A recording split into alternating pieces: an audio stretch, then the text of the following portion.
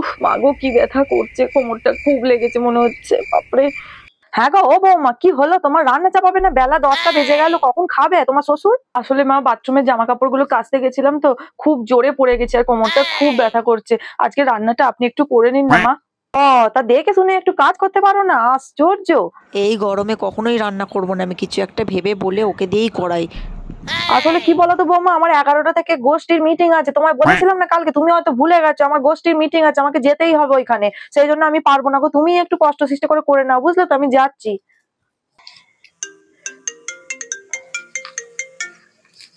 Hello, হ্যাঁ মা বলো। ওর গলাটা আজকে এরকম লাগছে কেন?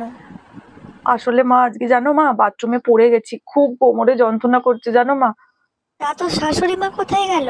মা গেছে ওই গোষ্ঠীর মিটিং এ, বললো মিটিং আছে, সেই জন্য রান্না বান্না করবো বলে এখন কুটনো কাটতে বসেছি।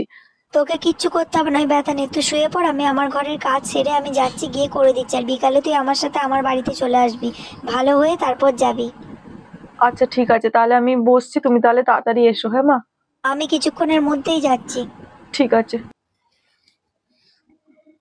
মেয়েদের কষ্ট শুধু মারাই বোঝে, শাশুড়িই হয়, এটাই যুগে যুগে হয়ে চলেছে।